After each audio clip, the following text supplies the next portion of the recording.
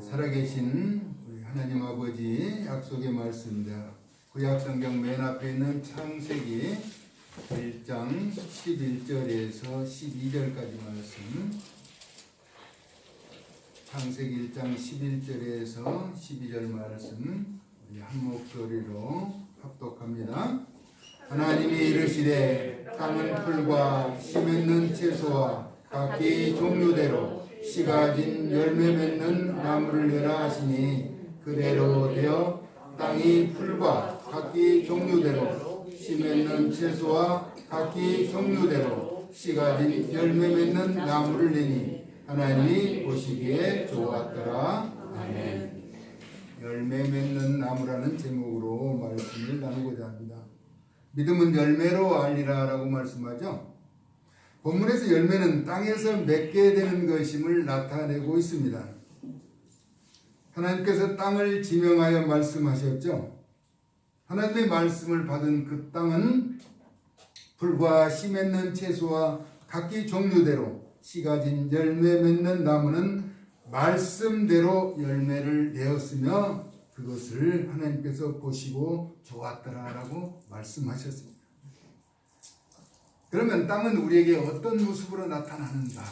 우리가 매일 밟고 다니고 또 머물고 있는 이 땅, 홍수로 세상을 심판하신 후에 노아가 번제를 드린 다음에 언급된 내용이 창세기 8장 22절의 내용입니다. 땅이 있을 동안에는, 땅이 존재하고 땅에 머무른 동안에는 심음과 거둠, 심고 거두는 것, 또 더위와 추위, 겨울과 여름, 낮과 밤이 쉬지 아니하리라 라고 말씀합니다. 계절의 변화가 계속된다는 것이죠. 지금 추운 얼어붙었던 땅이 녹고 꽃이 만발하고 아름다운 초록의 계절이 돌아온 것이죠. 이처럼 계절의 변화는 하나님 앞에서 노아가 번제를 드리고 난 이후에 하나님께서 그렇게 말씀하신 것이죠. 다시 말하면 땅은 언제나 하나님의 말씀에 따라 활동하고 움직이게 된다는 것입니다. 그러면 씨 가진 열매를 주신 의미는 무엇인가 했더니 창세기 1장 29절에 언약의 백성들에게 먹을거리가 되라고 하신 것입니다. 그래서 세상에 존재하는 모든 사람들이 마음대로 먹고 사는 것은 하나님께서 말씀하신 사실 때문인 것입니다. 할렐루야. 네. 세계적으로 주일날 쉬는 것, 이것도 사실 예수님 때문에 쉬고 있지만 그런 사실을 알지 못하고 또 감사하지도 않고 있는 것이죠. 땅에서 나는 많은 소산물을 먹으면서도 하나님 약속 때문에 이렇게 풍족함을 누리면서도 세상 사람들은 알지 못하고 때로는 가격이 폭락하면 갈아엎고 또 농사가 안 되면 하늘을 쳐다보고 또 탄식하면서 그런 불손한 행동을 보이는 것이죠. 전에는 결실의 계절이 대부분 가을로 한정되어 있었죠.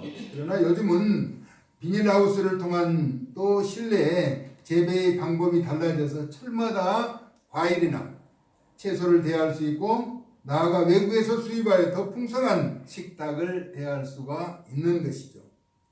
그런 가운데 여전히 땅은 아름다운 꽃과 채소와 나무에게 귀한 생명력을 공급하고 합당한 열매를 갖도록 하고 있다는 것입니다. 그래서 농사 짓는 사람들은 땅은 절대로 거짓말을 하지 않는다라고 말합니다. 그러면서 노약자들이 땅을 보고 쉬지 못하고 하는 것은 심으면 거두게 된다, 심으면 먹게 된다는 것 때문에 몸을 주체하지 못하면서도 땅에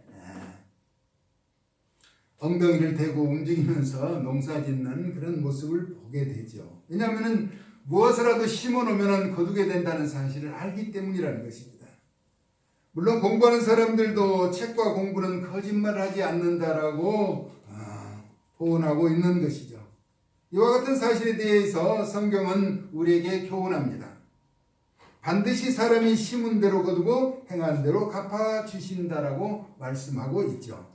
그래서 무엇으로 심든지 그대로 거두리라. 갈라디아서 6장 7절에서 8절은 말합니다. 자기의 육체를 위하여 심는 자는 육체로부터 썩어질 것을 거두고 성령을 위하여 심는 자는 성령으로부터 영생을 거두리라 라고 말씀하고 있습니다. 이는 우리가 세상에서 무엇을 심어야 할 것인가를 분명하고 확실하게 알게 하는 대목이죠. 하지만 사탄은 이와 같은 진리를 거부하게 합니다. 그래서 남이 수고하여 얻은 것을 몰래 도둑질하는 것이죠. 요한복음 10장 10절에 도둑이 오는 것은 도둑질하고 죽이고 멸망시키려는 것이라 라고 말씀하고 있습니다. 사탄은 할 수만 있으면 무너지게 하려고 낙심하게 하고 타락하게 하려는 것이라는 것입니다. 간이 큰 도둑이 예수님에게 제안했죠. 자신에게 경배하면 천하 만국을 주겠다고 거짓말을 하였던 것입니다. 이에 대해서 마태복음 4장 10절에서 우리 예수님 뭐라고 말씀하셨는가? 주 너희 하나님께 경배하고 다만 그를 섬기라 하였다는 말씀으로 마귀를 물리치신 것입니다. 이처럼 거짓은 열매가 없는 것이죠. 그래서 예수님은 자신에 대해서 요한복음 15장 1절에서 나는 참 포도나무요 내 아버지는 농부라고 설명하셨습니다. 그리고 우리에게는 포도나무 가지라고 하셨으며 열매 맺지 아니하는 가지는 제거하신다라고 경고하셨습니다.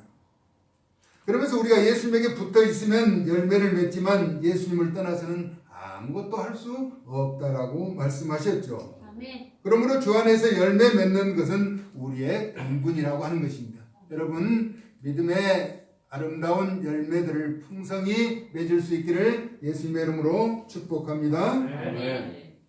믿음은 바라는 것들의 실상이라고 했습니다. 믿음으로 바라보는 것은 실제의 모습이라는 것이죠. 그러나 나타나지 않는 것은 허상이죠. 거짓입니다. 그래서 허풍이라고 하는 거짓은 결실이 존재하지 않습니다. 태풍은 그래도 결과가 존재한다는 것이죠. 같은 바람이라도 헛되이 부는 바람은 아무런 결실을 거둘 수가 없게 된다는 것입니다. 복음에는 양다리가 있을 수 없죠. 사랑에도 물론 타협도 달콤한 솜사탕과 같은 감은 이설도 없는 것이죠. 세상은 그러나 이것저것을 요구합니다. 하지만 우리는 오직 구원은 예수님을 구주로 믿는 것과 그 진실은 십자가뿐이라는 사실은 변하지 않는 것이죠. 세상 사람들은 변하는 것을 잘 인식하지 않으려고 해요. 그래서 젊어졌다라고 하면 좋아하는 거예요. 그러나 노화와 죽음은 피할 수가 없다는 것이죠. 세상이 가는 늙음, 세월이 가는 것은 거부할 수가 없다라고 하는 것이죠. 복음을 위한 그 십자가는 내 자신이 가야 하는 것입니다. 왜냐하면 이 세상을 대신 살아줄 사람도 없고 죽음을 다른 이에게 맡길 수도 없는 것이기 때문인 것입니다. 열매를 맺는 것이 누구를 위한 것인가? 결국 나 자신을 위한 것이라는 것입니다. 씨가 진 채소나 나무에게 열매를 맺도록 땅에게 말씀하신 이유는 각각 합당한 열매를 요구하고 계신다는 것입니다.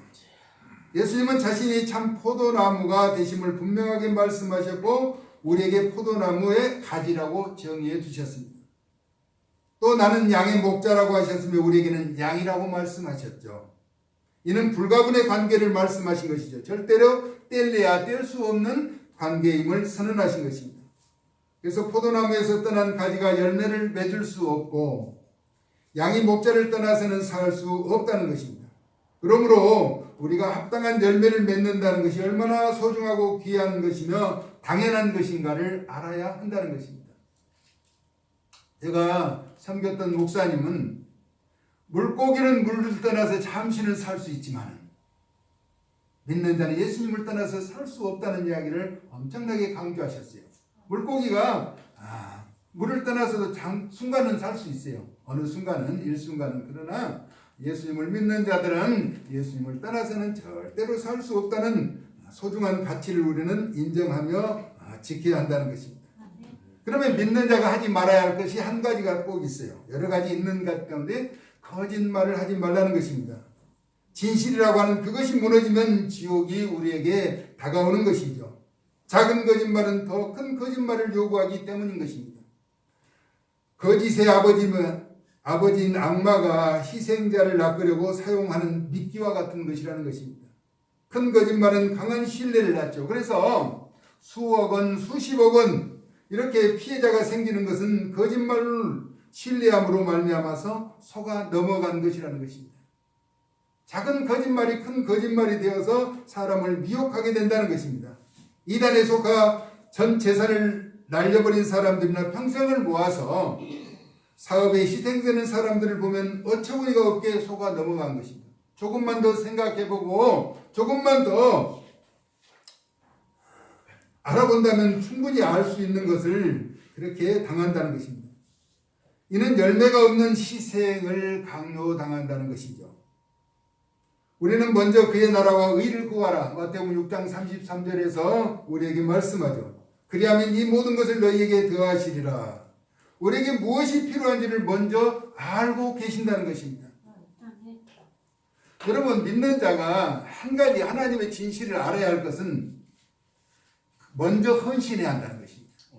선헌신 후 축복. 이 진리는 변하지 않는 것입니다. 심어야 거두는 것처럼 믿음의 행함, 반드시 하나님은 이 약속을 지키신다는 것입니다. 그래서 먼저 그의 나라와 그의 의를 구하라 라고 말씀합니다. 우리는 어떤 기회가 주어졌을 때 그 기회를 뒤로 미루면 안 되는 거예요. 미루면 그 기회는 다시 오지 않는다라고 하는 것입니다. 앞당겨 일을 행할 때 하나님은 크신 은총을 베풀어 주신다는 것입니다. 물론 언제나 세상의 방법과 다른 것이 하나님 나라의 공의며 법칙인 것은 부인할 수 없는 사실입니다. 세상에서 줄다리기는 힘이 센 쪽으로 그 균형과 방향이 흘러갑니다. 그러나 하나님과의 줄다리기는 오직 하나님의 뜻에 반응해야 한다는 것입니다. 할렐루야. 아무리 힘센 장수라도 이길 자가 없는 것이죠. 왜냐하면 하나님의 뜻은 언제나 완전하시고 변개함이 전혀 없으시기 때문입니다. 그러나 하나님의 계획을 변경시키는 방법이 한 가지가 있어요. 이사야 38장 3, 4절 이하에 보면은 히스기야는 여호와께서 세상을 정리하라고 했어요. 죽고 유언하라고 했어요. 그때 벽면을 향했어요. 오직 하나님만을 바라보면서 통곡했다는 것입니다. 그러면서 뭐라고 했는가? 자신이 선한 일을 행한 것을 기억해달라는 것이었습니다. 히스기야는 선정을 행했던 왕이거든요. 그런데 죽음을 준비하는 이사야 선지자의 말을 듣고 다른 방법을 찾지 않았어요. 벽면을 향해서 통곡하며 하나님 앞에 눈물로 기도했을 때 하나님이 그 수완을 15년 연장해 주세요. 하나님의 뜻이 변할 수 있는 것은 성도들의 눈물이라고 하는 것입니다. 할렐루야. 회개의 눈물을 흘릴 때 하나님은 자신의 계획하심도 바꾸신다는 것입니다. 그래서 예수님은 내가 곧 길이요 진리요 생명이라고 말씀하셨죠. 그래서 복음의 열매가 가장 향기롭고 아름다운 보배가 되는 것입니다.